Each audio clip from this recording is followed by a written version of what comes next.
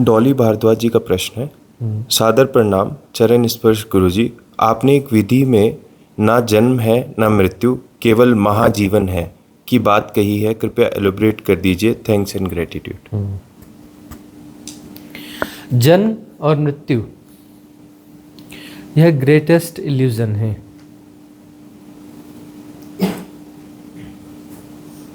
और साथ में टाइम एंड स्पेस, ये चार ग्रेटेस्ट इल्यूजन हैं जो कि इस संसार को चलाते हैं। संसार हाइपोथेटिकल है, मतलब झूठ की बिना पर चलता है, भ्रांति के आधार पर सृजित होता है। तो उसमें उसके चार स्तंभ हैं, जन्म और मृत्यु, देश और काल, टाइम एंड स्पेस। इन चार भ्रांतियों पर संसार निर्मित होता है और चलता है। इसलिए संसार पूरी भ्रांति है। ये संसार भ्रांति है। और संसार कहाँ है? संसार तुम्हारी खोपड़ी के भीतर है, बाहर संसार नहीं होता। तो जितनी खोपड़ियाँ हैं उतने संसार हैं, और सबके संसार अलग अलग हैं। सबके अपने अपने सृजन हैं संसार के, और हर संसार अलग अलग है। बाहर जो है वह सृष्टि है, संसार नहीं है, सृष्टि है। और सृष्टि है कह रहे हैं, ये कहने की बात है, सृष्टि हो रही है। सृष्टि है नहीं, सृष्टि हो रही है। संसार तुम्हारी खोपड़ी के भीतर है। संसार तुम्हारी खोपड़ी के भीतर है। इसलिए जो है मनुष्य का समूह कहीं भी रहे, आपस में बहुत कॉम्प्लिकेशंस होते हैं, देखते हो ना। समविचारी लोग मिलके इकट्ठे हो गए, बड़े समविचारी लोग हैं, और कुछ दिन बाद आपस में खींचतान और कॉन्फ्लिक्ट चालू हो जाता है। तो समविचारी थोड़े थोड़े ऊपर की सतह मिलती चली गई, और अंदर तो पूरा संसार है ना। 1000 समानताएं हैं और 10 लाख असमानताएं। शुरू की 1000 समानताएं दिख रही हैं, हाँ समविचारी हैं, समविचारी हैं। फिर अंदर की 10 लाख जब निकलेंगी असमानताएं, तो सब उथल पुथल और खींचतान और पॉलिटिक्स सब चालू हो जाएगी। वैसे देखो तो जीवन, जो जिस जीवन को तुम जी रहे हो, बड़ा सरल होना चाहिए ना। कॉम्प्लिकेशन का तो सवाल ही नहीं है। करना क्या है? रात को सोना है, सुबह उठना है, उठ करके नित्य क्रियाएं करनी है, भोजन की व्यवस्था बनानी है, अपने काम पे जाना है, वापस आना है, सो जाना है। कुछ छोटी मोटी चीज़ें हैं वो निपटानी है। यही तो है ना। व्यवस्था से संबंधित जो चीज़ें हैं वो करनी है। तो कॉम्प्लिकेशंस कहाँ से आ जाते हैं? चलो भाई कुछ सृजन करना है, तो उसमें कॉम्प्लिकेशन का क्या सवाल है कि संगीत सीखना है, गाना है, या चित्र बनाना है, या कविताएं लिखनी है, या कुछ करना है, या फिर रंगमंच पे जाना है, या फिर इसके कहीं पर जो है चल रहा है, इसको जाके सुनना है, देखना है। इसमें कॉम्प्लिकेशन का क्या सवाल है? फिर ये कॉम्प्लिकेशंस आते कहाँ से? और बहुत सारी चीज़ें कॉम्प्लिकेटेड भी करते हैं, और सारी कॉम्प्लिकेटेड चीज़ें गैर जरूरी। जो कॉम्प्लिकेटेड चीज़ें हैं वो बिल्कुल गैर जरूरी हैं। जीवन से हटा दो तो जीवन को कोई फर्क नहीं पड़ेगा, जीवन को कोई फर्क नहीं पड़ेगा। लेकिन कॉम्प्लिकेटेड चीज़ें जी जाती, कॉम्प्लिकेशंस को जिया जाता है। बड़ा विचित्र है ना, बड़ा विचित्र है। तो अब ये जो है, यह जीवन जो है कॉम्प्लिकेटेड है, अर्थात संसार से जिया जा रहा है। तुम्हारा मन जो है संसार है। सतह जो दिखती है वो मन की सतह है, वो पूरा मन नहीं है। मन बहुत बड़ा है, भीतर भीतर उतरते जाओ, बहुत बड़ा मन है। तुम्हें पता नहीं चलेगा कि तुम कितने बड़े मन को कैरी ऑन कर रहे हो। भीतर अपने चित्त में उतरते जाओगे, अपने सबकॉन्शियस माइंड में उतरते जाओगे, उतरते जाओगे, उतरते जाओगे। इतना बड़ा मन है, इतना बड़ा मन है, इतना बड़ा मन है। इसका पूरा ढांचा देखोगे तो घबरा जाओगे। इतनी इंफॉर्मेशन है, इतने डाटाज हैं, इतनी मान्यताएं हैं, इतनी धारणाएं, और वो तुम्हें नचाती हैं तिगनी का नाच, कठपुतली। तुम कठपुतली हो,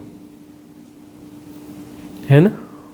तुम कहते हो कि यह सत्य है, यह झूठ है, यह अच्छा है, यह बुरा है, यह आदर्शवाद है, नैतिकता है, ऐसा होना चाहिए, वैसा नहीं होना चाहिए। हर चीज़ के बारे में तुम्हारी राय हैं, तुम्हारे सजेशंस हैं, है ना। भीतर उतरते जाओगे, कितना कुछ है, इतना कुछ है, इतना कुछ है।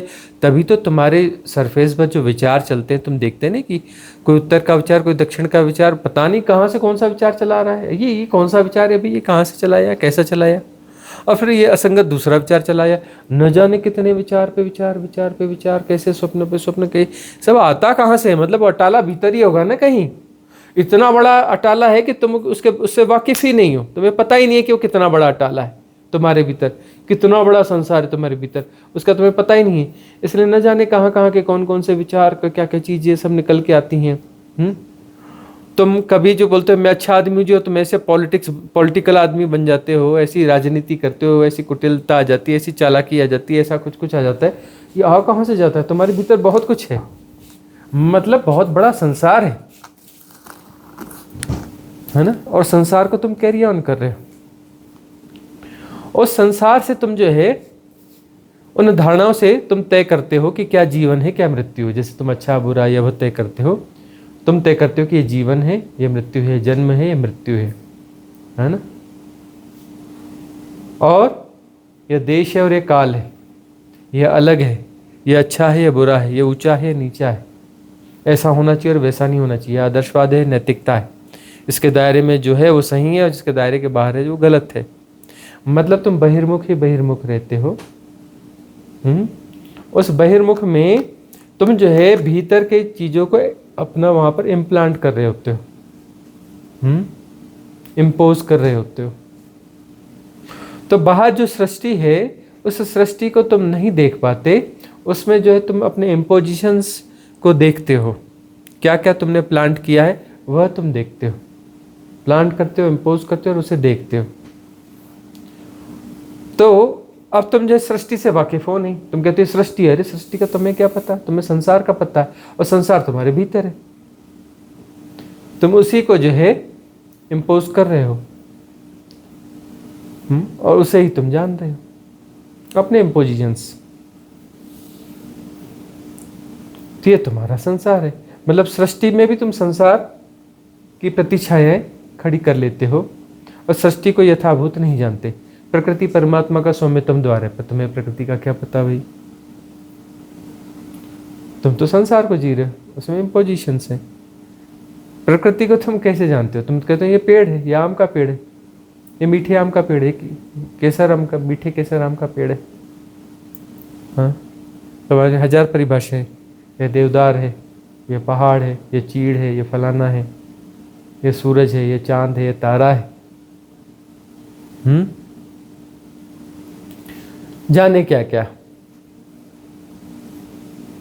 ये चींटी है, ये हाथी है, ये छोटा है, ये बड़ा है, ये ऊंचा है, ये नीचा है। तुम तो कहते हो देश है, ये भारत है, नेपाल है, ये पाकिस्तान है, ये अमेरिका है, जापान है। देश है, तुम कहते हो समाज है, ये धर्म है। वही बिल्डिंगें बनी हुई है, तुम कहते हो कि ये जो बिल्डिंग है ना, ये बिल्डिंग नहीं है, ये मस्जिद है, ये बिल्डिंग नहीं है, ये मंदिर है, ये बिल्डिंग नहीं है, ये गिरजाघर है, ये बिल्डिंग नहीं है, ये गुरुद्वारा, ये सिनेगॉग है। वही बिल्डिंग है, ईंट गारे मिट्टी सीमेंट इस प्रकार से ही बनी हुई है। तुम उसको अलग बोलते नहीं, ये ऐसा नहीं, ये यह है, ये फलाना, ये ठिकाना, ये वह है। कागज रहता है, नहीं कागज नहीं, अखबार है। अच्छा, ये कागज नहीं, ये प्रोनोट है। ये कागज नहीं है, ये मुद्रा है। ये कागज नहीं, ये डोजियर है। ये कागज नहीं है, ये एग्रीमेंट है। ये कागज नहीं, ये नोटिस है। ये कागज नहीं, ये थीसिस है। ये कागज नहीं, किताब है। तुम हजार चीजें कहते हो कि कागज नहीं, फलाना है। ये कागज नहीं, ये लिस्ट है।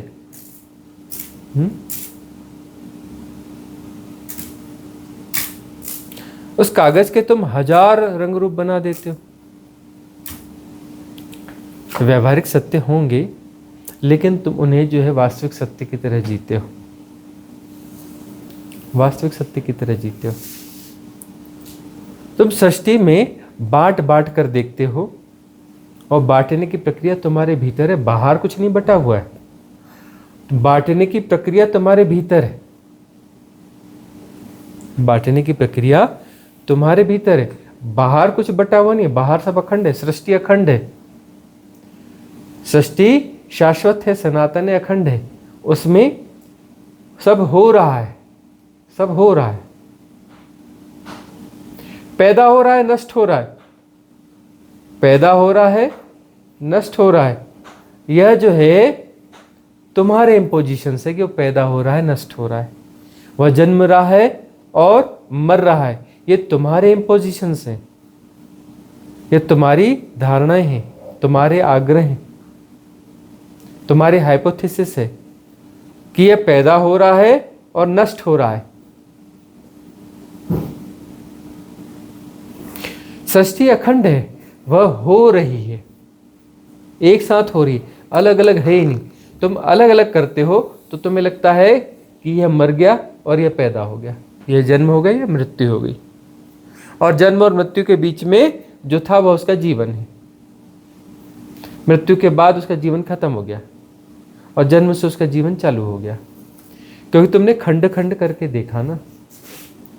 तुम्हारे भीतर का संसार जो है, उसका जो प्रोसेस है वह तोड़ तोड़ के देखता है और हर किसी के जीवन और मृत्यु को परिभाषित कर देता है।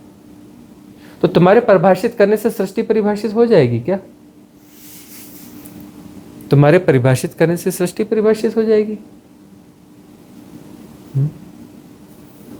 सृष्टि तो अखंड है, हो रही है तो नहीं, हो रही है, उसके होने का ढंग है, एक साथ हो रही है, अलग अलग कुछ है ही नहीं।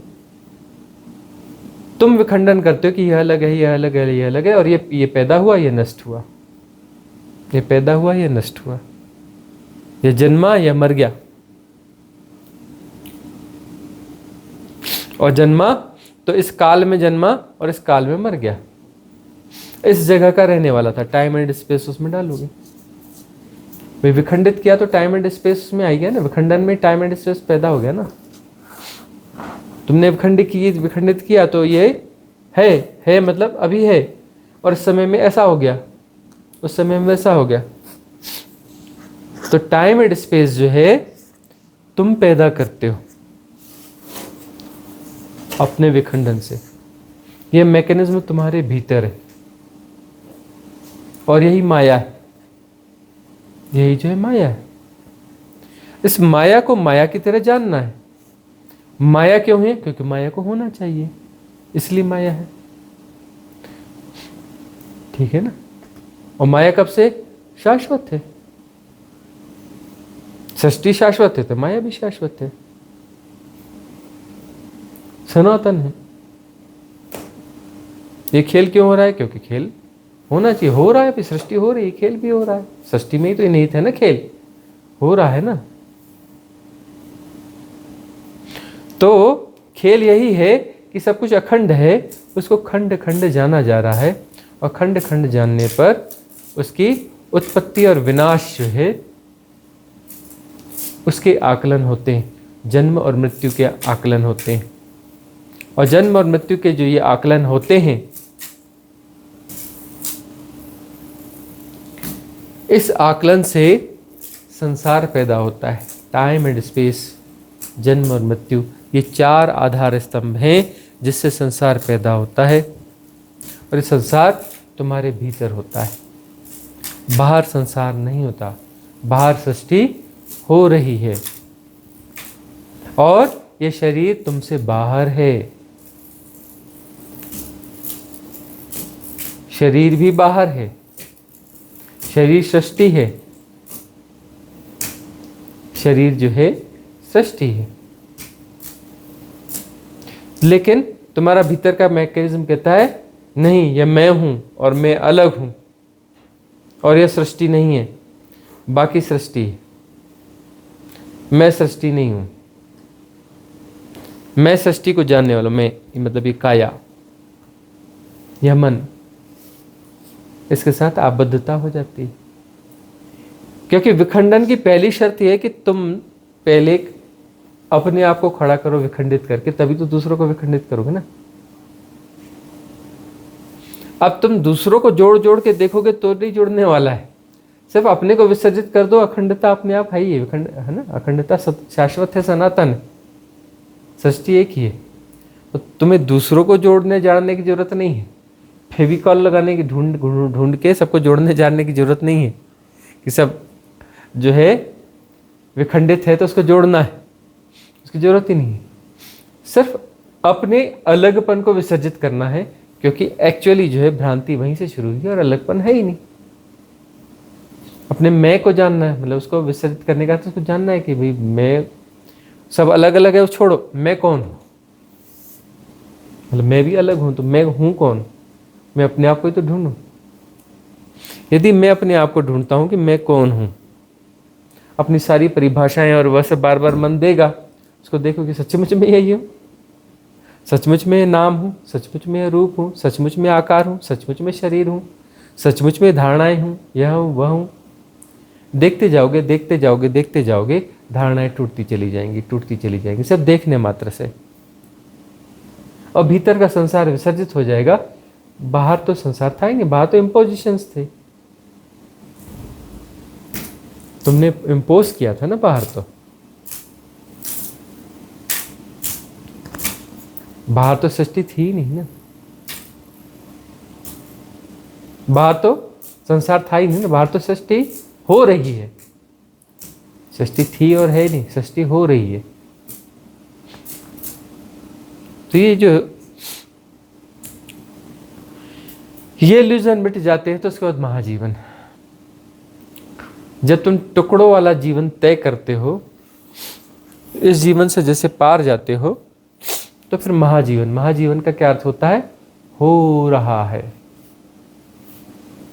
कब से हो रहा है का सवाल ही नहीं है, अनादि अनंत है, शाश्वत है, सनातन है, और किसी भविष्य का सवाल ही नहीं, बस हो रहा है, शाश्वत घटना है,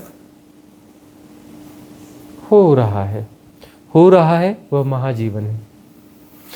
जब तुम्हारा जो सेपरेशन है यह विगलित हो जाएगा, तो विगलित होके खत्म हो जाएगा, ऐसा नहीं। तुम्हारा सेपरेशन विगलित हो जाएगा, ऐसा नहीं, तुम्हारा सेपरेशन विगलित हो रहा है।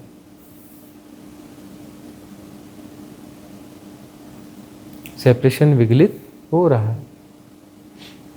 मन के विगलन के बाद आत्मा का विगलन होगा, ब्रह्म का विगलन होगा, और ब्रह्म के विगलन के बाद में आनंद का विगलन होगा।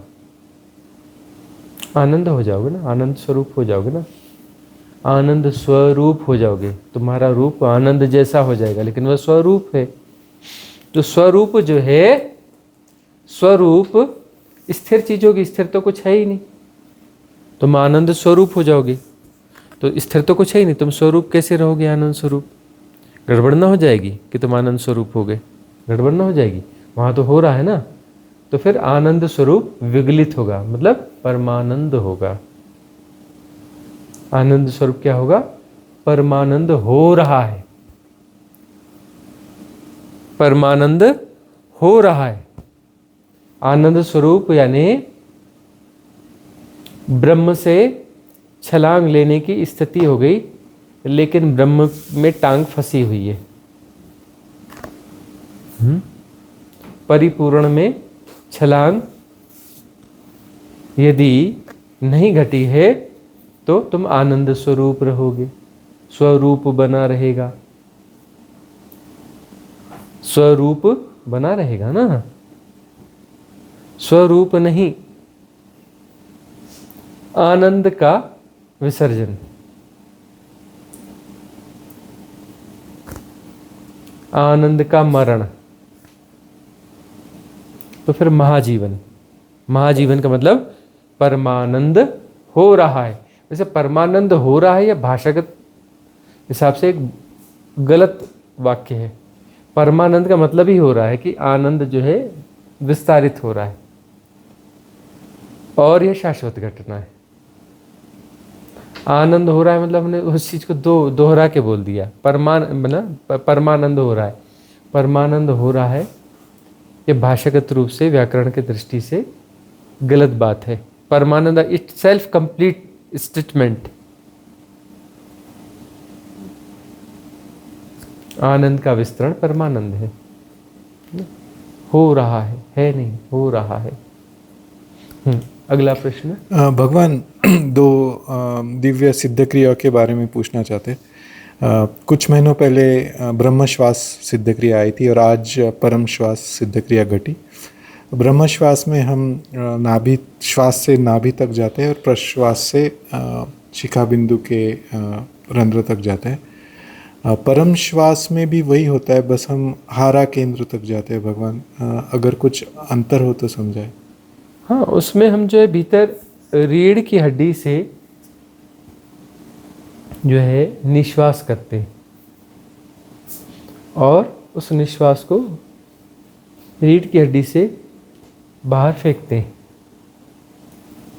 फर्क माइनर है इसमें, ऐसे यदि क्रिया के रूप में देखेंगे तो।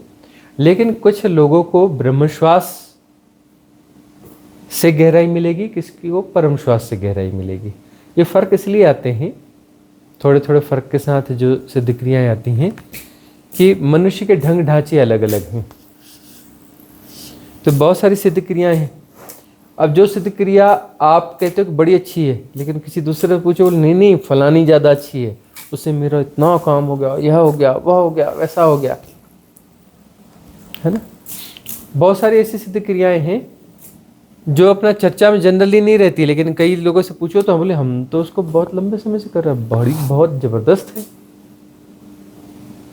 उन सिद्ध क्रियाओं का नाम ले रहे होते हैं। तो ये जो है थोड़े थोड़े फर्क हैं, लेकिन ये फर्क थोड़े थोड़े दिखते हैं। ये कई लोगों के लिए बड़े अनुकूल बैठेंगे, कई साधकों के काफ़ी अनुकूल बैठेंगे। कोई यह इस सिद्ध क्रिया के लिए अनुकूल होगा, कोई इस सिद्ध क्रिया के लिए अनुकूल होगा। तो इस प्रकार से ये सिद्ध क्रिया थोड़े थोड़े फर्क के साथ भी कई बार आती हैं। क्योंकि ब्रह्मश्वास कुछ लोगों के लिए इतनी मंगलकारी होगी कि क्या कहना। कुछ लोग ब्रह्मश्वास के साथ थोड़ा असहज हो रहे थे और उनको शायद ये वाली क्रिया जो है उनके अनुकूल हो जाएगी। सत्यम जी का प्रश्न है। हाँ। भगवान आप कहते हैं ब्रह्म की मृत्यु के साथ उस ब्रह्म की सभी आत्मा मुक्त हो जाती हैं, तो प्रश्न उठता है जिन आत्माओं की क्लिंजिंग अंत समय तक भी नहीं हुई, तो क्या वह भी मुक्त हो जाती हैं या किसी दूसरे ब्रह्म में फिर स्कूल का बस्ता लेके आती हैं? इसमें दो बातें कि ब्रह्म की मृत्यु है ना। एक जो है तुम ब्रह्म होगे और ब्रह्म होकर के तुम मरोगे। तुम मरोगे तो तुम्हारी वह मुक्ति हो गई और ब्रह्म आगे चल रहा है। ब्रह्म नहीं मरा, एक हिसाब से ब्रह्म नहीं मरा और तुम ब्रह्म होके मर गए। वह ब्रह्म जो बिग बैंग से सृष्टिगत है, सृष्टिगत जो ब्रह्म है वह प्रचालित है। सृष्टिगत ब्रह्म जो है प्रचालित है और व्यक्तिगत जो ब्रह्म हुआ, क्योंकि ब्रह्म भी कोई एंटिटी है ना, तो व्यक्तिगत हुआ ना फिर वह। मतलब उस ब्रह्म को जी रहे हुए लेकिन एक व्यक्तिगतता को भी जी रहे उसमें। एक ब्रह्म सृष्टिगत है, एक व्यक्तिगत है, क्योंकि व्यक्ति से तुम उन्नयन होकर के ब्रह्म हुए हो। व्यक्ति से उन्नयन होकर के ब्रह्मत्व को जी रहे हो, तो व्यक्तिगत ब्रह्म है, उसमें व्यक्तित्व है। एक सृष्टिगत है, तो व्यक्तिगत जो है उसकी छलांग लगेगी और आनंदो हम, वह आनंद में जा करके उस आनंद की छलांग लेकर के फिर परमानंद हो रहा है, उसकी मुक्ति हो गई। ब्रह्म का मरना हो गया और ब्रह्म के मरने से परम मुक्ति घट गई, जो कि परमानंद है। मतलब परमानंद हो रहा है, परमानंद है। भाषा ही ऐसी है, अब क्या करें, भाषा की गलती है। ये है शब्द जो है बड़े गड़बड़ शब्द है। एक ही भाषा है म्यांमार की, है ना, जहाँ पर है शब्द नहीं है, हो रहा है। नदी है नहीं बोलते, नदी हो रही है। पहाड़ हो रहा है, वहाँ पर है का प्रयोग नहीं होता है। बाकी सब जगह पे गड़बड़ है। तो जो है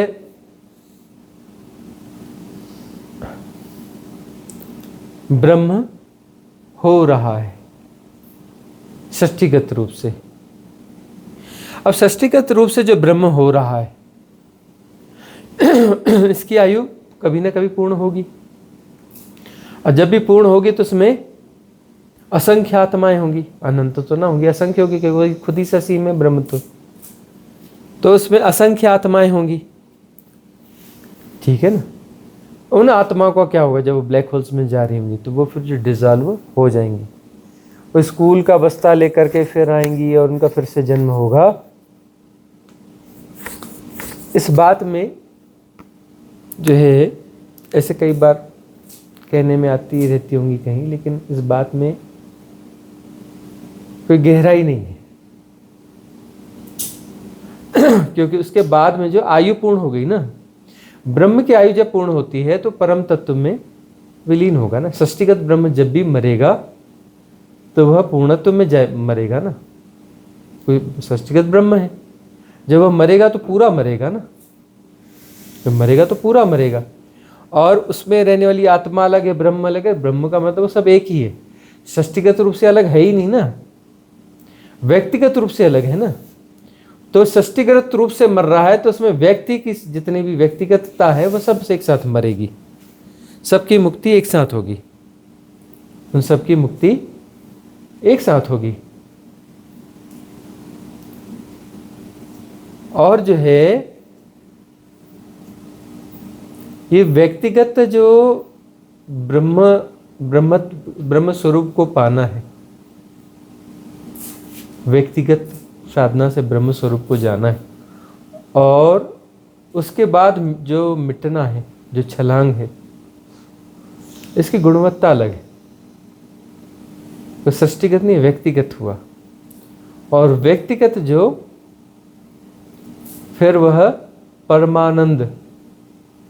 अब भाषागत रूप से समझ में नहीं आएगी बात परमानंद, तो मतलब परमानंद हो रहा है, आनंद परमानंद हो रहा है।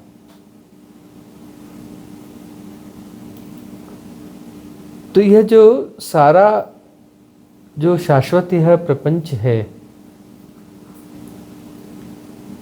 यह इस प्रपंच में जो ध्येय तो होता नहीं, और प्रज्ञा वो प्रपंच होता है, लेकिन आप यहाँ के तल से देखोगे तो प्रपंच है, यहाँ के तल से देखोगे तो ध्येय है। ध्येय क्या है? वैसे ध्येय होता ही नहीं है, लेकिन सामान्य मनुष्य की समझ के लिए कहा जाता है खुद को जानने के लिए। तुम इस धरती पर अकेले रह गए, कोई बचा ही नहीं, सिर्फ तुम अकेले रह गए, कोई नहीं बचा। तुम अपने आप को नहीं जान पाओगे, भूल जाओगे अपने आप को।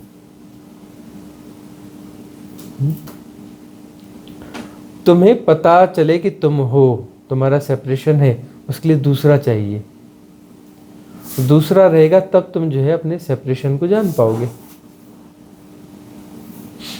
तो वह जो द्वैत है वह व्यक्तित्व जो है, वह व्यक्तित्व ब्रह्म स्वरूप होकर के जब विसर्जित होता है तो उस विसर्जन की प्रक्रिया में जानना समाहित है। वह जानना परमानंद का जानना है। अब वो आनंद परमानंद हो रहा है, मतलब जान रहा है ना, जानना उसमें समाहित है ना भाई। ब्रह्म स्वरूप जो है विसर्जित हो रहा है, विसर्जित हो गया नहीं होता ना, वहाँ हो गया अब मिट जाएगा, थोड़ी देर में हो जाएगा, ये नहीं। बाकी सब में ठीक है, बाकी सब ठीक है कि आत्मा मरी, तुम यहाँ हो गए, तुम वह हो गए, तुम वह हो गए। अब ब्रह्म स्वरूप जो है विसर्जित हो रहा है, हो रहा है तो शाश्वत घटना है। कब पूरी होगी? कैसे पूरी हो जाएगी भाई? पूरी का क्या मतलब होता है और अधूरी का क्या मतलब होता है? पूरी अधूरी का पूरा खेल ही खत्म हो गया ना ब्रह्म के पार, ना अधूरा ना पूरा। ना तो हो रहा है ना, कब पूरा होगा? अरे कब का क्या सवाल है उसमें, कब का क्या सवाल है? शाश्वत बात है। तो आनंद परमानंद हो रहा है, मतलब तुम एक झलक के लिए तरसते हो, एक झलक के लिए आनंद की, है ना। दुनिया भर के कर्म करते हो कि कहीं एक झलक मिल जाए, आनंद की।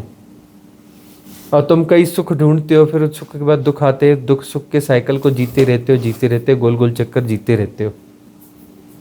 आनंद की कभी कभार कोई झलक मिलती है, ग्लिम्स मिलती है, रेयरली वह ग्लिम्स कभी मिलती है। कभी साधना में वो ग्लिम्स थोड़ी तगड़ी मिल जाती है, उसको कहते हैं सतोरी। क्या कहते हैं उसको? सतोरी, मतलब समाधि की ठीक ठाक ग्लिम्स मिल गई। ठीक है। और जो समाधियां हैं, समाधियां तो बहुत सारी होती हैं।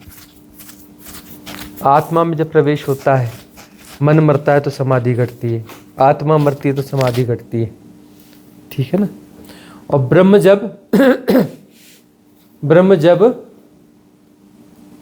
स्वरूप जब विसर्जित हो रहा है, यानी आनंद परमानंद हो रहा है, उसे समाधि कहना न्याय नहीं होगा। उसे समाधि कहना न्याय नहीं होगा। वो कुछ बड़ी घटना है। वह जो है बड़ी घटना है।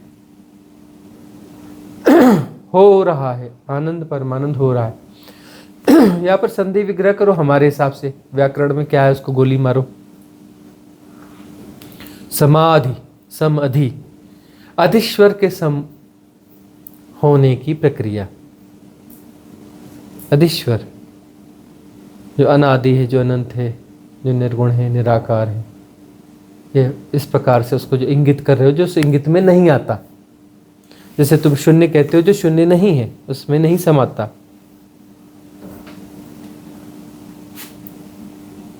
उसके सम होने की प्रक्रिया, उस सम होने की प्रक्रिया में उसे जिया जा रहा है। एक अपने आप को जिएगा कैसे, है ना? तो द्वैत की जो भ्रांति है आंतरिक रूप से विसर्जित हो रही है। कब होगी का सवाल ही नहीं है, कब खत्म होगी का सवाल ही नहीं है, शाश्वत है। तो आनंद जो है शाश्वत है, आनंद परमानंद हो रहा है, यह प्रक्रिया शाश्वत है।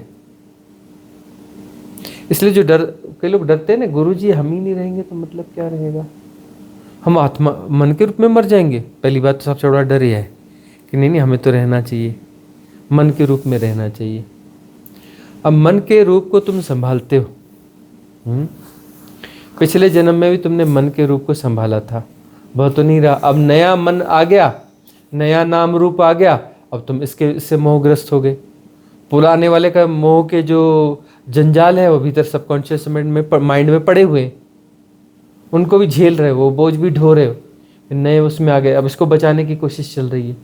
अब बचाने की कोशिश चल रही है तो मरने के बाद बचा ही लोगे ना, जब बचाने की कोशिश है तो।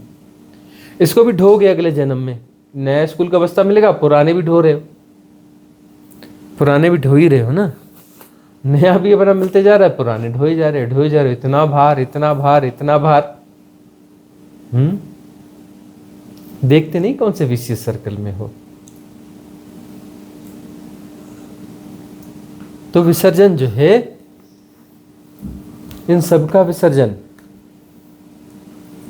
सम्यक विसर्जन,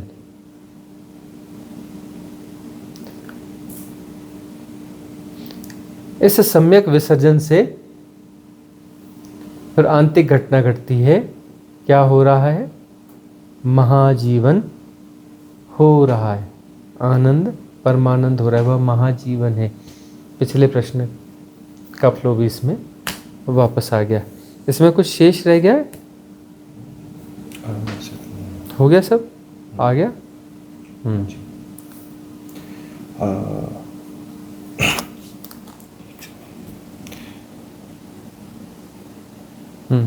निधि शारदा जी का प्रश्न है चंडीगढ़ से। प्रणाम गुरुदेव, पिछले कुछ दिनों बहुत भारीपन सा था, घबराहट। आज क्षमा याचना मंगल कामना सिद्ध क्रिया करने के बाद सो गए। सोए हुए सुषुप्ति की अवस्था में आज्ञा चक्र पे जैसे कोई रील सी चल रही थी, फास्ट फॉरवर्ड मोड पे। ऐसा महसूस हुआ जैसे जन्मों जन्मों के कर्म कट गए हों। फिर जब उठी तो ऐसा लग रहा था जैसे हल्की हो गई। बहुत हल्का, जैसे पंख की तरह। गुरुदेव, आप बोलते हो हमेशा की क्षमा याचना मंगल कामना रोज करो, जन्मों जन्मों के कर्म भोगने नहीं पड़ेंगे, बस सिद्ध क्रिया से ही कट जाएंगे। आज ऐसा ही महसूस हुआ। शुक्राना शुक्राना शुक्राना मेरे को। यह निधि का अनुभव है। वही हम कहते हैं सिद्ध क्रियाओं का प्रयोग जो है नियमित होना चाहिए। ये मंगलकारी हैं, कल्याणकारी हैं। गुणा भाग में आ जाओगे, इस परम मंगल से चूक जाओगे। बहुत सारे साधकों को घट रहा है, लेकिन बहुत सारे साधक गुणा भाग में फंसे हुए हैं। ऐसा वैसा कैसा, आदर्शवाद, नैतिकता और जाने क्या क्या, कौन कौन से ग्रंथ। कई लोग जो है, कई साधक हमें व्हाट्सएप पे, वो बहुत सारे गुरुज होते हैं ना, उनके वीडियोस भेजते हैं, वो लिंक विंक भेजते हैं। गजब का आश्चर्य होता है। और कई लोग हमसे पूछते हैं कि ये जो है ना, इनको भी मैं सुनूं क्या। एक दो ऐसे साधक हैं जो ना हमारी सिद्ध क्रिया करते, ना हमारी देशना सुनते। रिट्रीट में कभी आ भी गए होंगे एक आध बार धोखे से। वो पूछते कि मैं परेशानी में हूँ, मेरी हेल्प करें, और वो अपना कहीं और गुरुज के पास उलझे पड़े हैं। भाई वो हेल्प चाहिए तो जिस गुरु को सुन रहे हो, जिससे तुम वो हो, वहाँ जाओ ना भाई, सुनना उन्हें, और वहाँ समस्या में फंस के इधर आना है। ये ना यहाँ की सिद्ध क्रिया करनी, न देशना सुननी, और समाधान यहाँ से चाहिए। समाधान उन्हें यहाँ से चाहिए। मैं फंस गया हूँ, मैं उलझ गया हूँ, मुझे समाधान दो। अरे समाधान तुम जहाँ से जुड़े हो उनके पास जाओ ना भाई, पहुँच जाओ ना उनके पास, उनको फ़ोन मिलाओ, उनके पास जाओ, उनके पास बैठो और वहीं से समाधान ले लो। क्योंकि भाई फॉलो वहाँ कर रहे हो ना, तो उसके समाधान वहीं होंगे ना, तुम्हारे कॉम्प्लिकेशंस वहीं से रिलेटेड है ना। और वो लिंक भेजते हैं, हमें समझ में नहीं आता। एक आध दो बार हम चेतावनी देते हैं और फिर ब्लॉक मार देते हैं, और बता देते हैं कि तुमने जितना भी भेजा हमने कुछ भी नहीं देखा, क्योंकि हम देखते ही नहीं, सुनते ही नहीं। किसी को सुनते ना किसी को देखते, हमें मतलब ही नहीं है।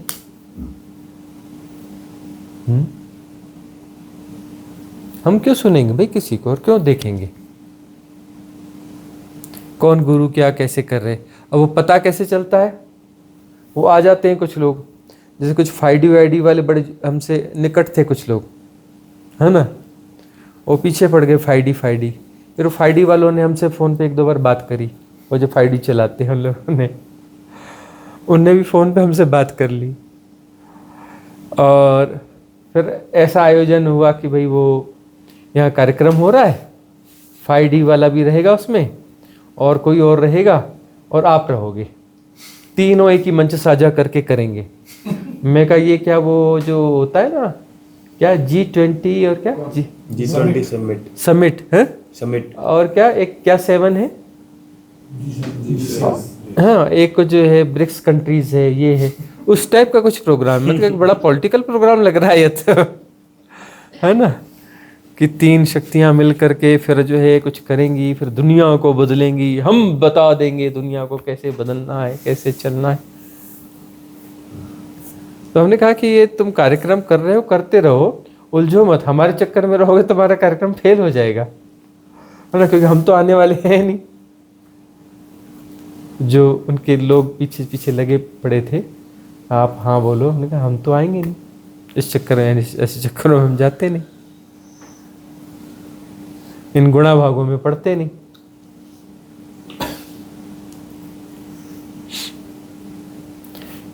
ऐसे वीडियोस वगैरह में भेज देते हैं। तो उन लोगों को समझना चाहिए कि या तो सिद्ध क्रियाएं करो, नहीं करना है तो कोई बात है नहीं, ये तो कोई सुझाव है, कोई ज़बरदस्ती तो है नहीं।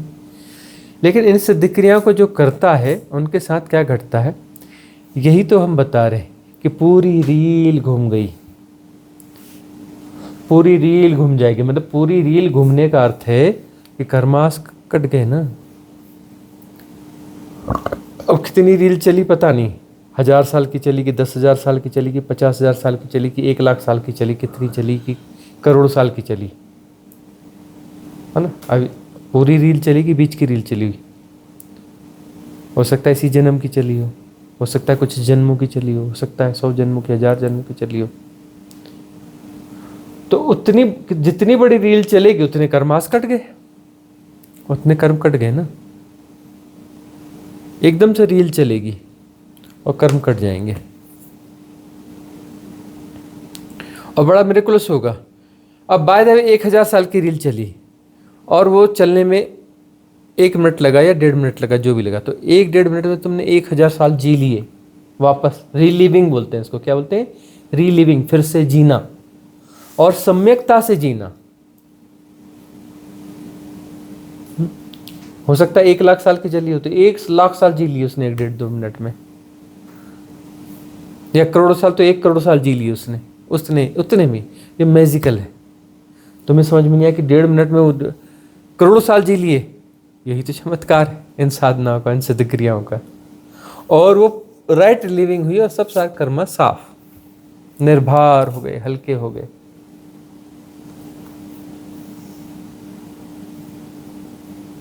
तो ये क्रियाएं जो है चमत्कारिक हैं इन अर्थों में।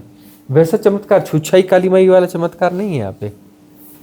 धन मिल जाएगा, नौकरी मिल जाएगी, यह हो जाएगा, तुम हवा में उड़ने लगोगे, ये चमत्कार नहीं होते यहाँ पर।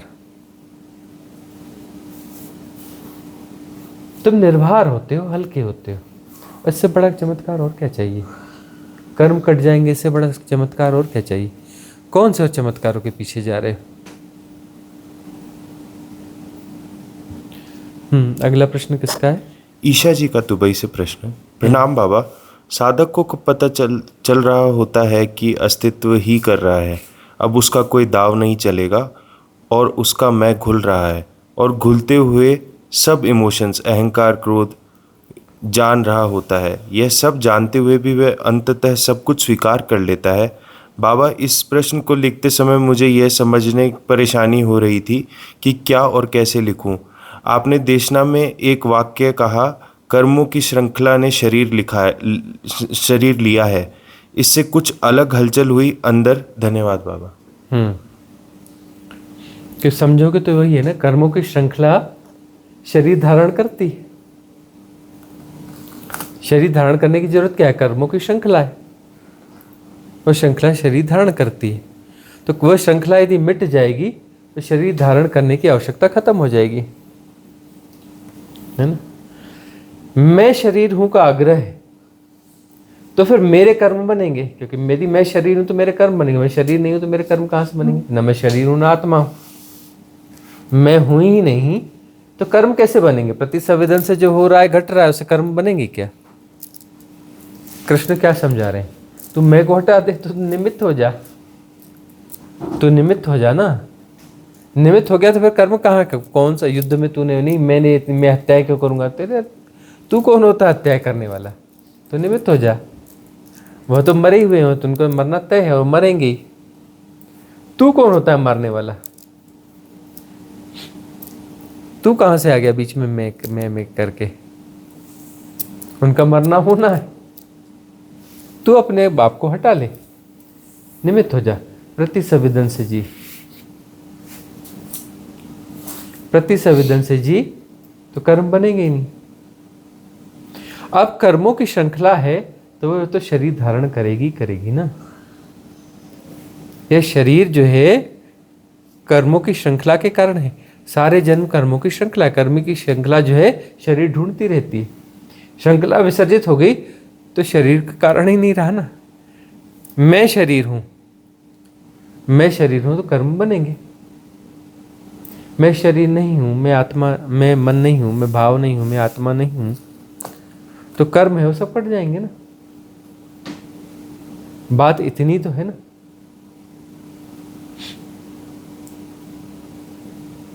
बात इतनी तो है। कल इसके बारे में जो गहरी बात आई थी कि यहाँ कुछ है ही नहीं, हो रहा है इन द सेंस ऊपर के आकाश से जो है फ्लो आ रहा है, वो फ्लो आ रहा है। तो जब तक फ्लो आ रहा है तब तक है, और जैसे वो फ्लो खत्म हो गया तो ये डिसॉल्व हो जाएगा, वापस उसमें समाहित हो जाना। इस फ्लो को फिर संभाला जा रहा है इधर। संभाल क्यों रहे? कर्मों की श्रृंखला विसर्जित होगी तो वापस वो जाके समाहित हो जाएगा ऊपर। अपर जो उच्च आकाश है उसमें, यह आकाश अपने से महाकाश में समाहित होगा, फिर वो अपने महाकाश में समाहित होगा, वो अपने महाकाश में समाहित होगा, अंततः आकाश तत्व विसर्जित हो जाएगा और मुक्ति हो जाएगी। आकाश तत्व का विसर्जन जो है आनंद परमानंद हो रहा है। अगला प्रश्न किसका है? नालंदा जी का प्रश्न है, नमस्कार भगवान, अब बार बार मन में एक ही ख्याल आता है कि मेरे सारे एफर्ट्स कॉस्मिक रिदम या परमात्मा को भगाने के हैं। कॉस्मिक रिदम होना चाहती है, बार बार दरवाज़ा खटखटा रही है, पर मैं हूँ जो फिजूल के जीवन में व्यस्त हूँ। ये ख्याल तो एकदम भूचाल लाने वाला है, क्योंकि मैं अब तक यही समझ रही थी कि मैं उसको जीने की या पाने की कोशिश में लगी हूँ। ये कैसा मूड है? यही थिन मैट्रिक्स समझ में आ रहा है नालंदा। नालंदा, तुम्हें यह थिन मैट्रिक्स समझ में आ रहा है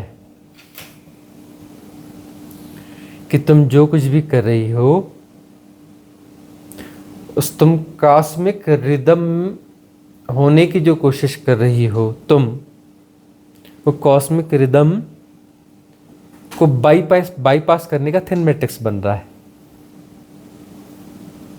तुम जो कॉस्मिक रिदम होने की कोशिश कर रही हो वो कॉस्मिक रिदम को बाईपास करने का थिन मैट्रिक्स बन रहा है। तुम परमात्मा होने की जो कोशिश कर रही हो, परमात्मा को बाईपास करने का थिन मैट्रिक्स बन रहा है, क्योंकि परमात्मा तुमको नहीं होना है, तुम्हें सिर्फ विसर्जित होना है, फलाने में विसर्जित होना है, ढिकाने में विसर्जित होना है।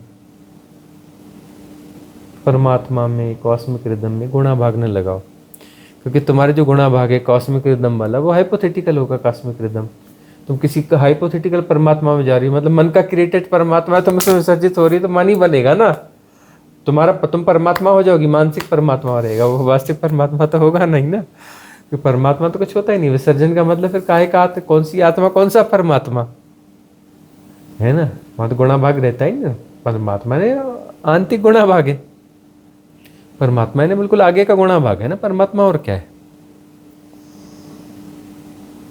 ठीक है ना। कॉस्मिक रिदम थोड़ी इसमें प्योरिटी थोड़ी है, परफेक्ट प्योरिटी तो होती नहीं, शून्य में भी नहीं होती परफेक्ट प्योरिटी, तो शून्य भी है क्या, वह जो है काफी डाइल्यूटेड, वो है हाइपोथेसिस, डाइल्यूटेटेड हाइपोथेसिस है ना। शून्य, शून्य कुछ होता है क्या? होता है, कोई सत्ता है शून्य की? होता है, इजनेस है, शून्य हो रहा है। अरे शून्य कैसे होगा भाई?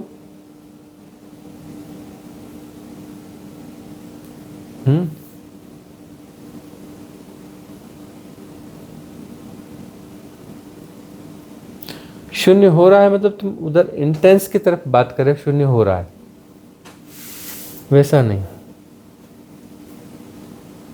हो रहा है। उसमें सब कुछ हो रहा है, सब एक साथ हो रहा है। तुम्हारी भाषागत रूप से शून्य से कहें तो सारी सृष्टि, सारी कार्य, सारा सृजन जो अनंत सृजन है, अनंत है और शाश्वत काल से है, ये शून्य हो रहा है और वापस वो मर्जिंग भी हो रही है शून्य में। उस तरीके से कहोगे तो हाँ शून्य हो रहा है कंप्लीट, उसमें यह भी शून्य हो रहा है और वह विसर्जन और सृजन का पूरा खेल जो है शून्य हो रहा है। पूरा कहोगे शून्य हो रहा है तब बात थोड़ी सार्थक होगी, हालांकि उस शून्य को तुम पूरी तरह से प्रकट न कर पाओगे। शून्य तब भी वो हाइपोथेटिकल ही रह जाएगा, क्योंकि वो जो है तुम्हारी इंटेलेक्ट, बुद्धि के बस का नहीं है, उसके भीतर आने वाली कोई समझ नहीं है कि वो तुमसे समझ लिया, वो कोई समझ नहीं है, वो कोई समझ नहीं है। उसमें विसर्जन, विसर्जन प्रज्ञा है, विसर्जन प्रज्ञा है। तो नालंदा थिन मैट्रिक्स समझ में आ रहा है तो समझ लो विसर्जन प्रक्रिया है, विसर्जन प्रज्ञा है। विसर्जन विसर्जन इसमें उसमें नहीं, तुम परमात्मा में विसर्जित होने का जो है वह सब बंद कर दो। परमात्मा में विसर्जित होने का जो भी मैट्रिक्स है उसे विसर्जित कर दो। तुम कॉस्मिक रिदम होने का जो मैट्रिक्स है वह विसर्जित कर दो। तुमको कुछ होना ही नहीं है, न तुम्हें बुद्धिमान होना है, न तुम्हें ज्ञानवान होना है, न तुम्हें प्रज्ञावान होना है, न तुम्हें कॉस्मिक रिदम होना है, न तुम्हें परमात्मा होना है। तुम्हें कुछ नहीं होना है, तुम्हें विसर्जित होना है, तुम्हें नहीं होना है। तुम्हें नहीं होते ही वह सब हो तो रहा ही है। तुम हट जाओ बस बीच से, तुम हट जाओ। तुम थिन मैट्रिक्स हो, तुम थिन मैट्रिक्स हो। यह बात तुम्हें समझ में आ रही है कि तुम कुछ भी करोगी तो बिगाड़ोगी ही बिगाड़ोगी, क्योंकि तुम हो ना। तो बिगाड़ने वाले मैकेनिज्म को जाने दो, रहेगा ही नहीं तो बिगाड़ का काम ही खत्म। तुम न रहो तो बात बन जाएगी, बात बनने के करीब करीब है। स्वामी जी, मैं ये जानना चाहती हूँ कि मैं जब कोई सत्क्रिया शुरू करती हूँ तो ऐसा होता है कि कुछ दिन तो चल रही है और किसी कारणवश 1-2 दिन बीच में गैप पड़ गया, उस दिन नहीं हो पाया या कोई भी कारण से, अब वापस शुरू तो कर लेती हूँ वो सत्क्रिया। बट एक चीज़ हो रही है कि उसके एनालिसिस नहीं हो पाता कि ये सत्क्रिया क्या कर रही है मेरे भीतर। और जब मैं 2 बार या 3 बार वो छूट जाती है बीच बार में ब्रेक से, तो फिर मन करता है कि मैं दूसरी कोई सत्क्रिया ले लेती हूँ। बट ये क्या, ये मन का मैट्रिक्स हो रहा है या ये स्वतः ही चेंज हो रही है? मन के मैट्रिक्स तो बहुत सारे रहेंगे कि अब इस सिद्ध क्रिया को छोड़ दो, नहीं इसमें मन नहीं लग रहा, नहीं वही हो रहा। बहुत सारे लोग रिट्रीट में आने के बाद सिद्ध क्रिया नहीं करते, अब हमें सिद्ध क्रिया की क्या जरूरत नहीं, अभी छोड़ देते हैं। और कई लोग जो है कन्वर्सेशन अपना सुनना भी जो है, ये जो आप्त वचन है इनको सुनने में भी ढिलाई करना चालू कर देते है ना। मन के मैट्रिक्स तो चलते हैं, इसलिए तो इतनी सिद्ध क्रियाएं बदल लेती हो ना, लेकिन सिद्ध क्रिया में तो रहती हो ना बस। इसीलिए इतनी सिद्ध क्रियाएं कि तुम डाल डाल हम पात पात तुम कहते हो सिद्ध क्रिया कैसे, ऐसा चल बदल ले भाई। अरे लगभग सारी हो गई, लगभग सारी हो गई, अभी नहीं आई वाली करी, हाँ ये कर, और अब ये फिर उसके बाद नहीं आ जाएगी, चिंता मत करना। पर आप कह रहे हैं ना कि कौन सी किसको बेनिफिट करेगी, वो एक अलग सी। देखो कौन सी किसको ज़्यादा बेनिफिट करेगी, बेनिफिट तो सारी करेंगी। ऐसा नहीं कि वो उसका चेतना का उन्नयन न होगा, उन्नयन तो होगा ही, और उसमें कुछ ना कुछ भीतर कटेगा ही कटेगा। तो मैं समझ में नहीं आ रही, पट नहीं रही है, अटपटी लग रही है, कुछ भी कर रही है, लेकिन तुम्हारे भीतर के कुछ ना कुछ कर्मास कटेंगे उससे, कुछ ना कुछ क्लिनजिंग होगी उससे। तुम्हें बिल्कुल अटपटी लग रही है, बिल्कुल गड़बड़ लग रही है, कुछ भी कर रही है, तो भी तुम्हारे अंदर क्लिनजिंग होगी। उसके क्लिनजिंग का वो ढंग है, मतलब वो व्यर्थ तो हो ही नहीं सकती, व्यर्थ तो हो ही नहीं सकती। यही मेरे कुलस है, मेरे कुलस थिंग है ये। स्वामी जी, अगर अनुभव, जैसे इतने सारे साधक अपने अपने अनुभव बताते हैं, मैंने तो कभी ऐसे अनुभव कभी नहीं होते, तो इसका ये अर्थ थोड़ी ना कि आपके ये बताओ कि तुम हल्का महसूस कर रही हो कि नहीं पहले से, इतने समय में थोड़ा हल्कापन, थोड़ा निर्भरता, इतने समय में ग्रेजुअली। उसका कैसे अनुभव कैसे बताऊं मैं, आप बताएं। भाई होता है ना हल्कापन और निर्भरता। हल्कापन इन द सेंस, जैसे अभी मैंने आपको बताया कि हम गाना गा रहे थे तो वो रिलीज हुआ, वो तो क्षण में महसूस हुआ, अनुभव हुआ। बट अनेकों घटनाओं में क्या हुआ उसका एनालिसिस हो पाना और याद रह पाना भी एक चैलेंज। याद करने का सवाल ये है कि ये अपना जो है 2 साल पहले की तुम और अभी, उसमें क्या फर्क है? उसमें एक जो मैं ज़्यादा अनुभव करती हूँ कि मन अब अगर किसी बात पर अटकता है तो बैठ जाता है, मतलब वो ड्यूअल माइंडेड नहीं चलती हूँ मैं, ज़्यादा कंफ्यूजन में नहीं रहती हूँ, ये करना है बस सोचा और ये हो जाता है। ये एक बदलाव अभी जब आप पूछ रहे हो तो मुझे याद आ रहा है कि ये चीज़ ऐसा हो रहा है। और वो धीरे धीरे करके बहुत कुछ फर्क आएगा, और तुम अपने आप को एनालाइज नहीं कर पाओगी, लेकिन दूसरे बताएंगे कि तुम 2 साल में बहुत बदल चुकी हो। उन्हें बाहर से इतना दिख रहा है तो भीतर से कितना क्या बदला होगा, तुम एनालाइज न भी कर पाओ, कोई बाहर दिक्कत से तो नहीं। लोग कह रहे हैं एग्रेसिव हो गई, हाँ, एग्रेसिव ज़्यादा हो गई। बस ये है कि वो उदीर्णाएं हो रही हैं, अब उदीर्णाएं बहुत सारी हो रही हैं तो उससे एग्रेसिव हो रही है। पहले जो अपनी स्वाभाविकता को नहीं जी पा रही थी, अब स्वाभाविकता को जी रही हो। और अब यहाँ पर सिद्ध क्रियाएँ होती रहेंगी, तो उससे संबंधित सिद्ध क्रियाएँ है ना, कैथारसिस, जिब्रिश, उसमें जो है जाओ और अपना क्लिनजिंग को थोड़ा बढ़ावा दे दो। क्लिनजिंग को थोड़ा बढ़ावा देने की ज़रूरत है, इस प्रकार की क्लिनजिंग को, है ना, जो एग्रेशन को रिमूव करती है। अपना काम तो हो रहा है, और जो साधक नियर एंड डियर है ना, उनसे पूछने पे हो जाएगा। अब तुम्हारे घर में तो तुम्हारा भाई है जो एक अच्छा साधक है, गहरा साधक है, वही बता देगा कि 2 साल की मेरी बहन में और अभी में क्या फ़र्क है। मैं पूछते हूँ, जवाब नहीं देते। वो तो हो रहा है। हाँ, लेकिन परिवर्तन तो है। वो तो यहीं पर जो है साधक तुम्हें बहुत सारे जानते हैं, हम तुम्हें देख रहे हैं। हम बता रहे हैं कि 2 साल में बहुत कुछ बदलाव हो चुका है। इन 2 सालों में बहुत कुछ बदलाव हो चुका है, जमीन आसमान का फर्क आ चुका है। तुम अपने आप को एनालाइज कर पा रही हो नहीं कर पा रही हो, उसका महत्व नहीं है। बाकी हम जो जान रहे हैं, जमीन आसमान का फर्क देखते हैं। तो 2 साल में तुम में जमीन और आसमान का फर्क। अब वो जो एकदम से ऐसे चमत्कारिक टाइप के सुनने में जो अनुभव आते हैं, वो नहीं घटे, उन चक्करों में पड़ो मत। और नहीं आएंगे हम ऐसा नहीं कहते, धीरज धरो, अनुभव तो घटेंगे, धीरज धरो। और ऐसे ताबड़तोड़ घटेंगे, तुम्हारा घबराना नहीं, ताबड़तोड़ घटेंगे, फिर एक से एक अनुभव घटेंगे।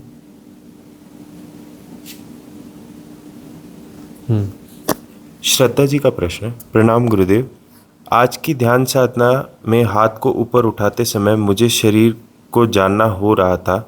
मेरा प्रश्न है, वो निर्देश कौन फॉलो कर रहा था? शरीर तो भौतिक है, मन भी हम नहीं है, तो कौन निर्देश फॉलो कर रहा था? कृपया मार्गदर्शन करें। देखो, टूल जो है,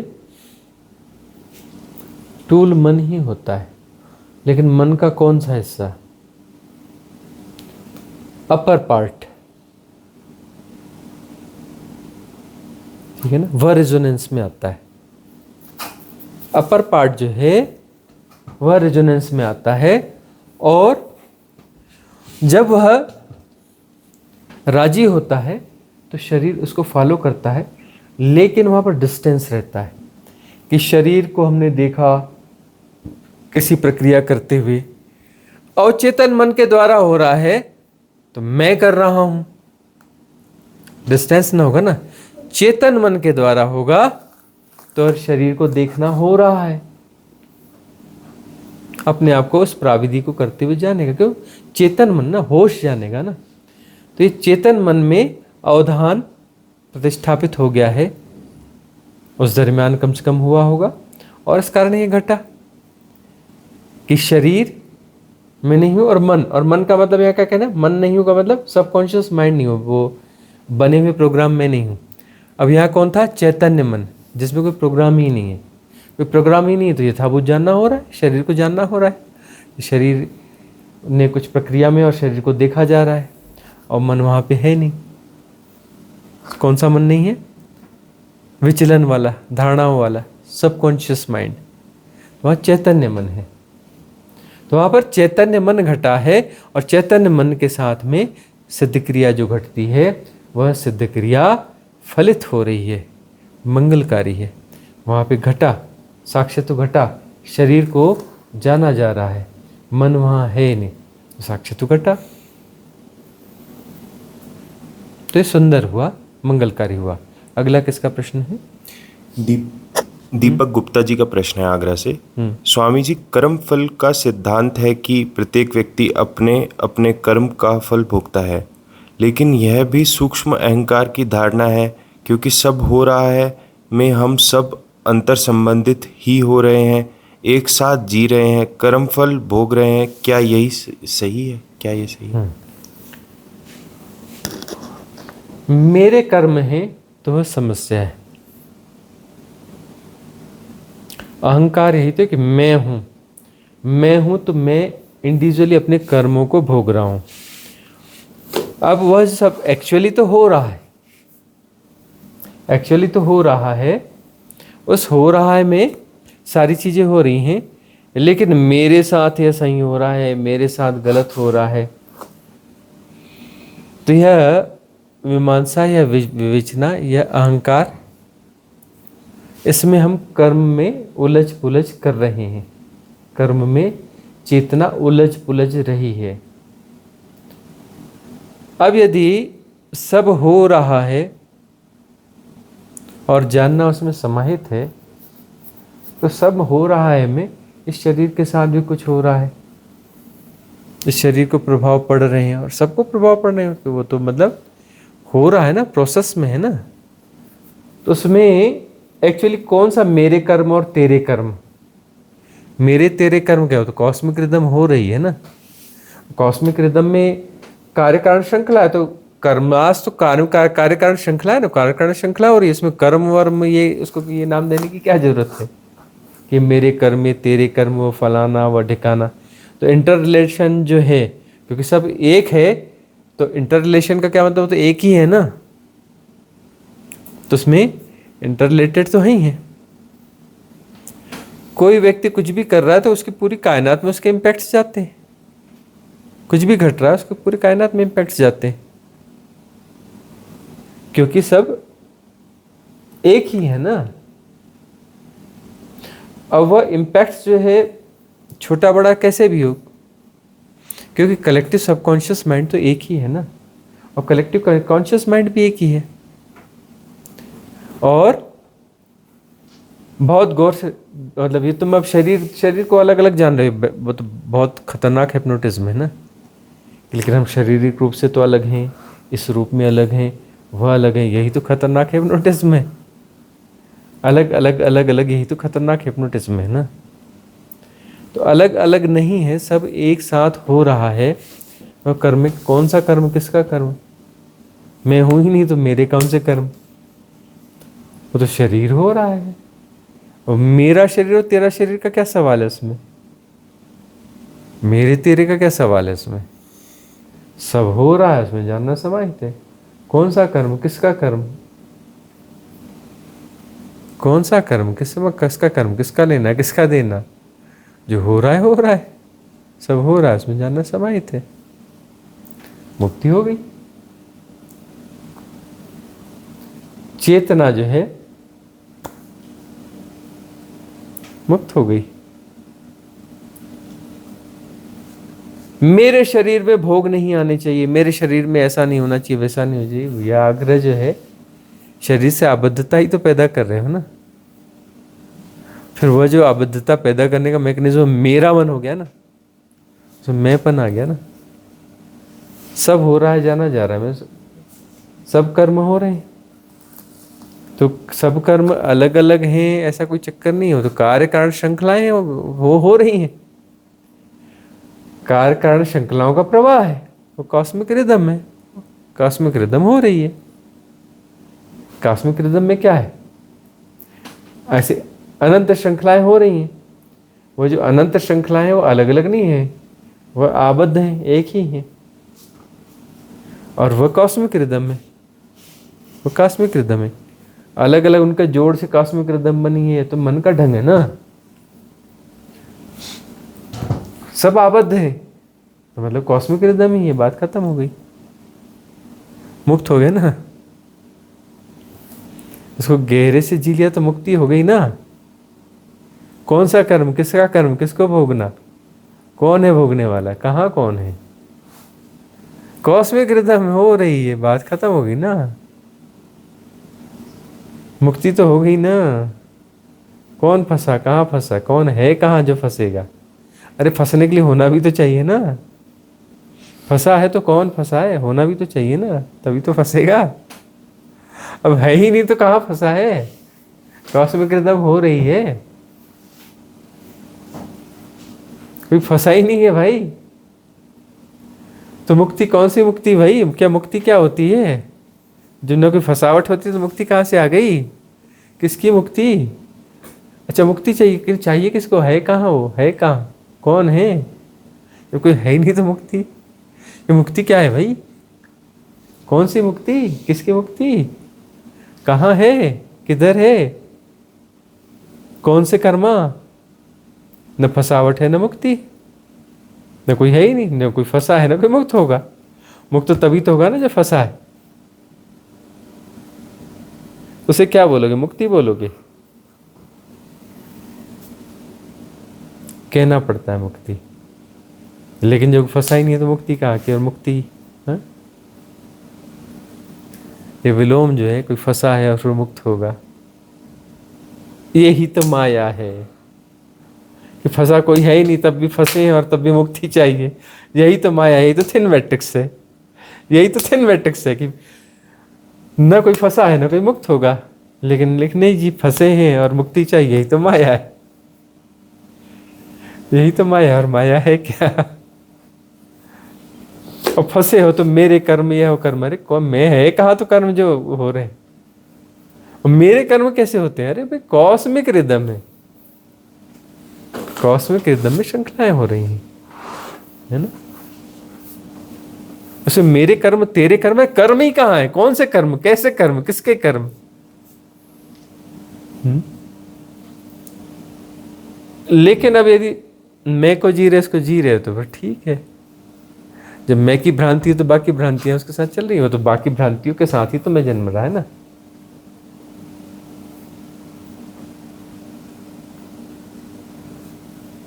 बाकी भ्रांतियों के साथ ही तो मैं जन्म रहा है ना। तो वो जो है बाकी कर्म श्रृंखलाएं हैं और उसमें इंटर रिलेशंस है, तो उस इंटर रिलेशंस से मैं नाम का एक भ्रम पैदा हो रहा है, और यही माया है, यही तो माया है ना। वो विसर्जित हो गया तो फिर वो थोड़े से चीज़ों के इंटर रिलेशंस का क्या सवाल है? अरे पूरी कॉस्मिक रिदम ही एक है, इंटर रिलेटेड थोड़ी ना है। कॉस्मिक रिदम में सब चीज़ें एक दूसरे से इंटर रिलेटेड थोड़ी ना है। मतलब इंटर रिलेटेड है का मतलब अलग अलग है। अरे इंटर रिलेटेड कैसे कैसे होंगी? अरे वही है, कॉस्मिक रिदम है, एक ही है, दूसरा ही नहीं बोलते इंटर रिलेटेड है। इंटर रिलेटेड मतलब हिप्नोटिज्म चल रहा है, माया चल रही है ना। इंटर रिलेटेड का मतलब क्या होता है? माया है ना वहाँ पर, मतलब अलग अलग है ना, विखंडन है ना। और विखंडन है तो कर्म का, कर्म की माया चल रही है ना, कर्म के इल्यूजन्स चल रहे हैं ना, है ना। कर्म है मुझे भोगने तो भविष्य में भोगूंगा, कुछ भूतकाल में भोगे तो समय आ गया ना, फिर स्पेस हो गया ना, यहाँ भोगे वहाँ भोगूंगा, टाइम एंड स्पेस का चक्कर आ गया ना। फिर मैं वो कर्म इस जन्म में पूरे नहीं होगा तो अगले जन्म, तो मृत्यु और जन्म सत्य कर दिए ना तुमने। मृत्यु और जन्म को तुमने सत्यता देने की कोशिश कर ली ना। माया में सत्य है मृत्यु और जन्म, असल में असत्य है। माया में जन्म और मृत्यु सत्य है, टाइम एंड स्पेस सत्य है माया में, उसको हम संसार कहते हैं, है ना। माया में सत्य है, माया खोपड़ी के भीतर है, हाइपोथेटिकल है। हाँ, तो यही जो एक्सपेरिमेंट है, डबल स्लिट एक्सपेरिमेंट, ये यही दर्शाता है। देखो तो पार्टिकल है, ना देखो तो वेव है। वेव है। देखो तो कर्मा है, सब है, ना देखो तो मुक्ति है। क्योंकि देखने से तुम दृष्टा हो जाते हो ना, तुम्हारा इंडिविजुअलिटी खड़ी हो जाती है ना देखने से। देखते हो तो पार्टिकल हो जाता है तो माया हो गया, देखते नहीं हो तो वेव है, और वेव अलग अलग है ही नहीं ना, वेव अलग अलग है ही ना, नहीं ना। अब तुम सृष्टि है बोलते हो, सृष्टि हो रही है, अब है तो फिर माया है, हो रही है तो फिर कौन सी माया? हो रही है मतलब सब हो रहा है।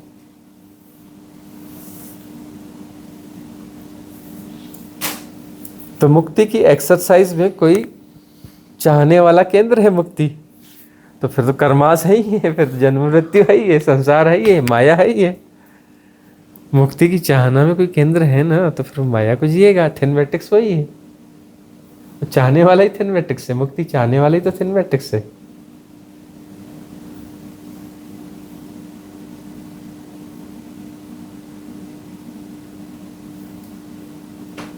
भगवान जीवेशना और मुक्ति इन दोनों में क्या?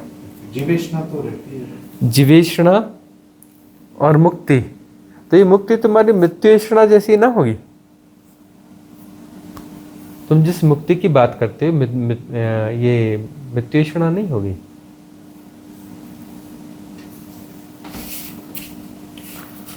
जीवेषणा है, जीवेषणा के कारण तुम्हारा सेपरेशन बार बार स्कूल के बस्ते ले रहा है और सेपरेशन को जी रहा है, कर्म की श्रृंखला को जी रहा है और कर्मों काट रहा है कि कॉस्मिक रिदम का यह वाला हिस्सा मैं हूँ और बाकी मैं नहीं हूँ, है ना।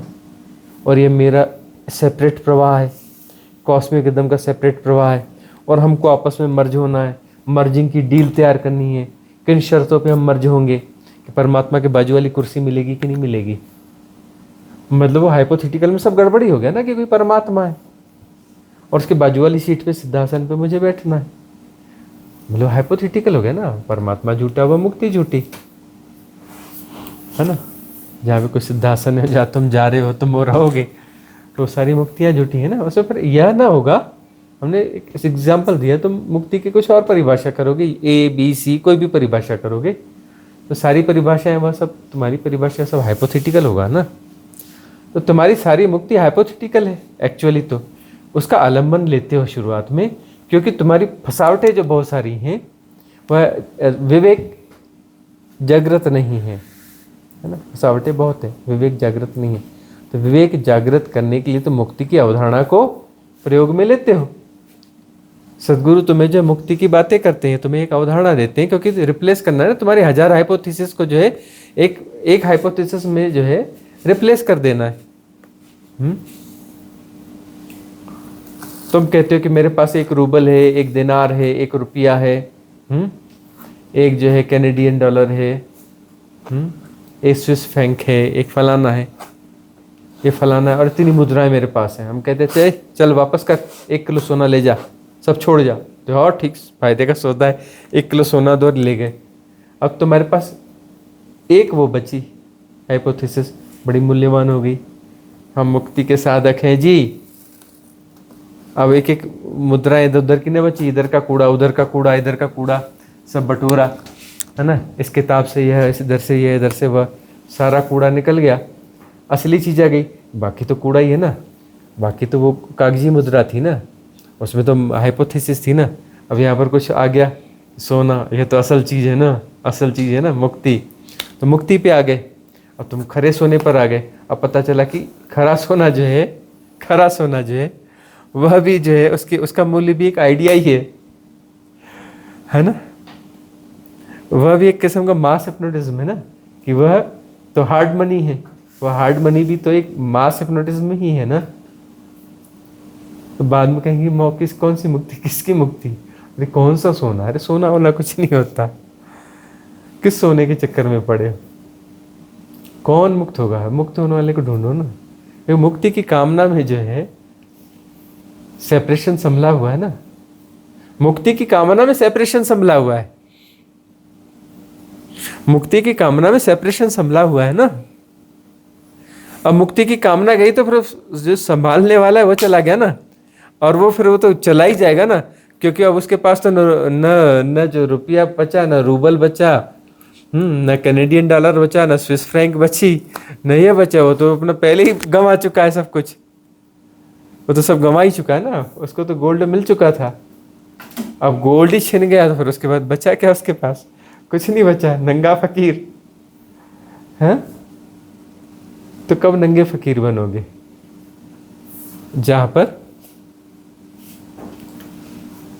यह जो मुक्ति की कामना जो है वह जाएगी और वह कामना करने वाला केंद्र भी विसर्जित हो जाएगा। चाहिए किसको मुक्ति, कौन है, ढूंढो तो सही, पकड़ो तो सही, मुक्ति चाहिए किसको, ले आओ उसको ढूंढ के पकड़ के, भीतर ढूंढो, अपने भीतर उतरो और खोजो कौन सा वो केंद्र है जिसे मुक्ति चाहिए, उस केंद्र को ढूंढ के ले आओ। ठीक है, ठीक है, चलो आंख बंद करो, ढूंढो, क्लोज योर आईज, आंखें बंद और भीतर उतर जाओ। Go your inside and search where is the center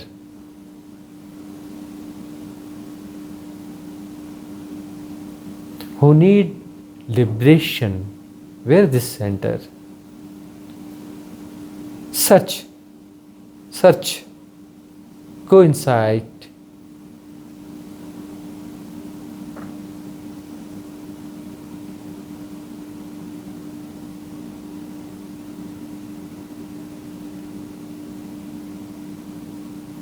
When you search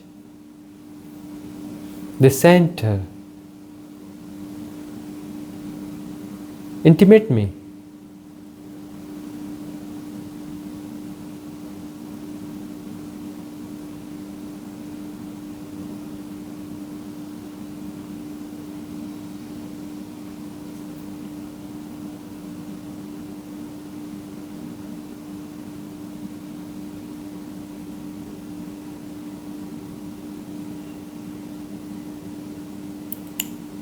ईमानदारी से ढूंढो।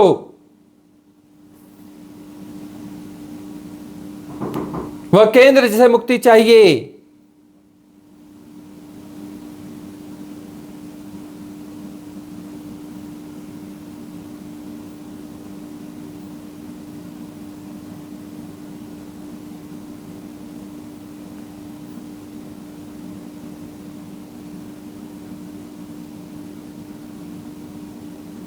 ढूंढो किसे मुक्ति चाहिए, कहां है वह केंद्र।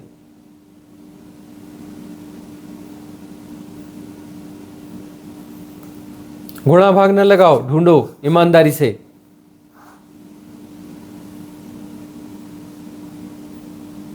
कोई कमेंट्री ज्ञान बघारने की जरूरत नहीं है, सिंपली ढूंढो।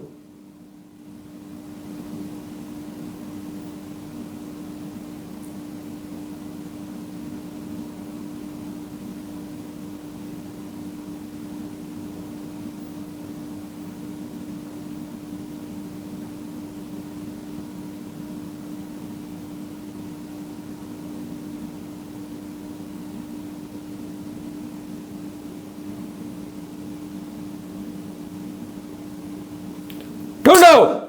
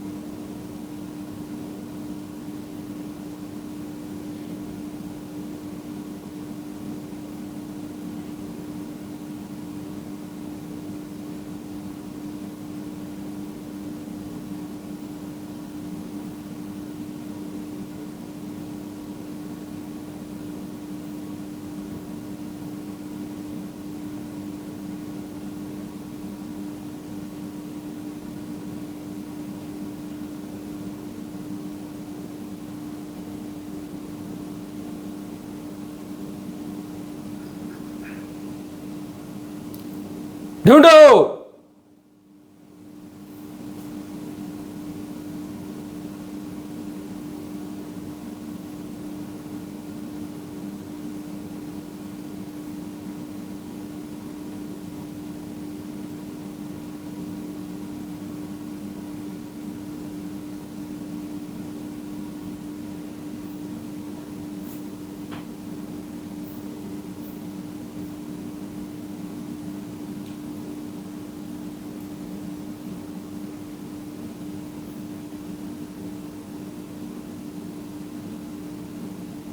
ढूंढो भीतर किसे चाहिए मुक्ति, कहां है वो केंद्र।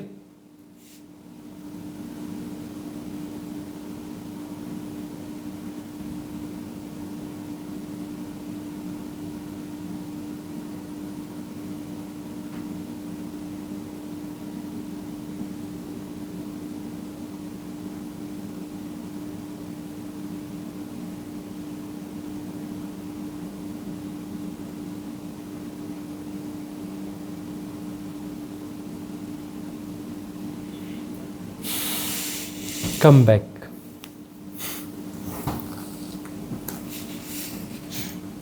जिसे मिला हो हाथ उठा ले, रेज योर हैंड। जिसे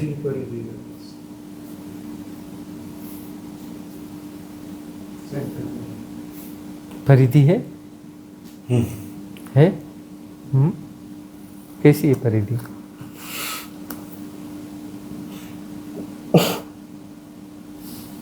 बताओ, क्या क्या रंग रूप था परिधि का? अच्छा।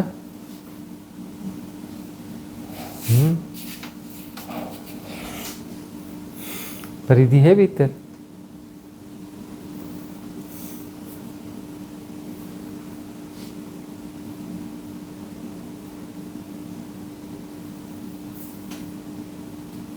भीतर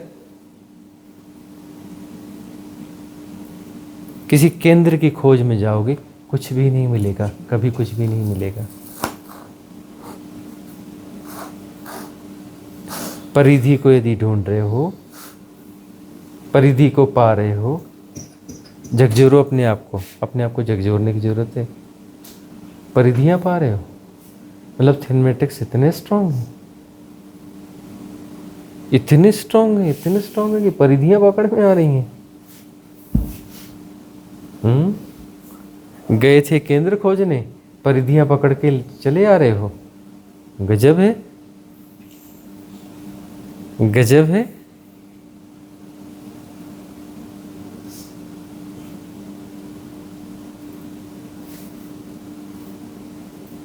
झकझोर और देखो अपने थेमेटिक्स को।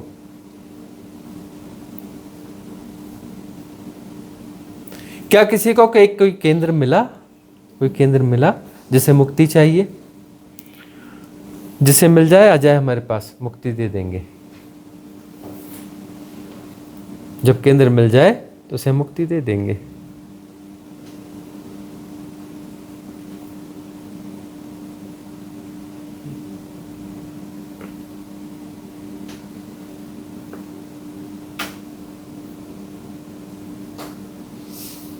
मंगल कामना करेंगे।